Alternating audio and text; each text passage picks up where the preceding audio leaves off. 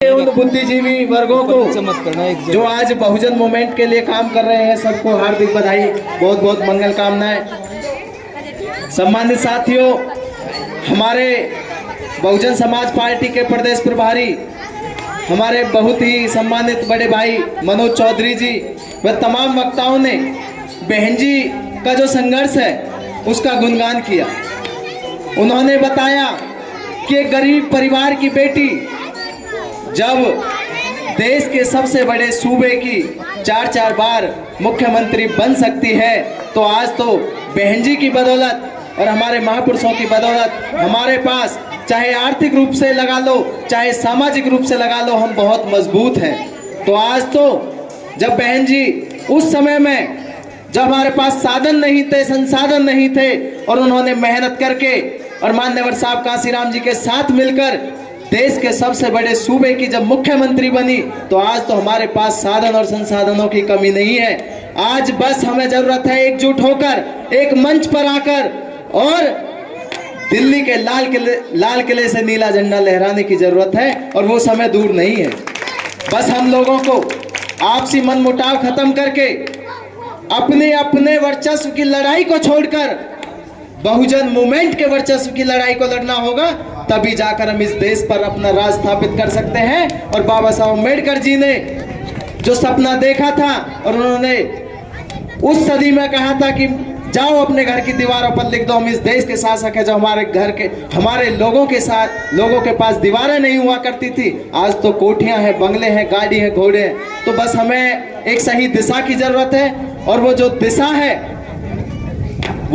है वो हमारे तमाम बुद्धिजीवी साथ यहाँ बैठे हुए हैं, जिन्होंने मान्यवर साहब कांसीराम जी से लेकर और अब तक वो संघर्ष किया है, वो संघर्ष कर रहे हैं, विचारधारा से परिपक्व हैं। ऐसे हम क्रांतिकारी हमारे जो बुद्धिजीवी वर्ग के लोग हैं, बस उनसे यही निवेदन है, हम जैसे छोटों का मार्गदर्शन करते रहिए।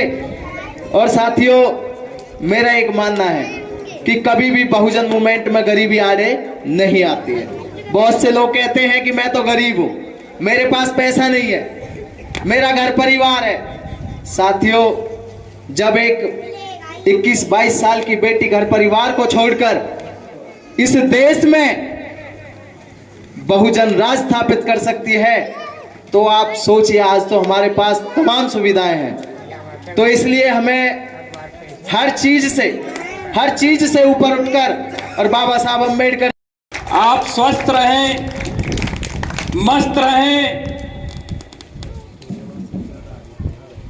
आपने इस समाज के लिए जो किया है बहन जी, हम आपके सदा ऋणी रहेंगे।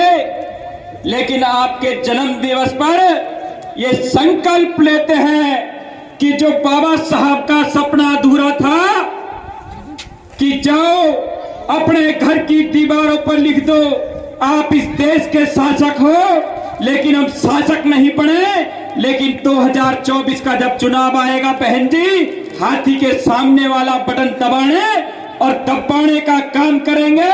और लाल किले से जब तक झंडा फहराता ना देख लें आपको, तब तक चैन की सांस लेने वाले हम नहीं। 1984 में पार्टी बनी, हम जय भीम के नारे लगाते हैं। अगर आज इस देश में मिशन को जिंदा किसी ने किया, अगर इस देश में 5000 साल पुराने इतिहास को इस देश में किसी ने जिंदा किया, उसका नाम बहन कुमारी मायावती और बहुजन समाज पार्टी है। जिस बाबा साहब के नाम से लोग नफरत करते थे, मूर्तियां तोड़ दी जाती हैं, काली शाही फेंक दी जाती है, आज वहां बड़े बड़े पार्क बनाकर अगर महापुरुषों को किसी ने सम्मान दिया, तो अब बहन कुमारी मायावती जी हैं, हमें उनका शुक्रिया करना चाहिए। साहब, माननीय बहन जी की जितनी चर्चा की जाए शायद कम रहेंगी। वो देश में ऐसी शख्सियत जिनको आयरन लेडी कहा जाता है, 3 जून 1995 को बहन कुमारी मायावती जी देश के बड़े सूबे जहां जातिवाद और गुंडागर्दी थी, पहली दलित महिला उस प्रदेश की सीएम बनी। साथियों, ये हमारे लिए गर्व की बात है। लोग धर्म के नाम पर, जातियों के नाम पर इस देश में लड़ाकर राजनीति करते हैं। अगर किसी ने भाईचारा बढ़ाकर सर्जन हिताए सर्जन सुखाए पर अगर किसी ने सरकार चलाने का काम किया, उसे आदरणीय बहन कुमारी मायावती जी कहते हैं।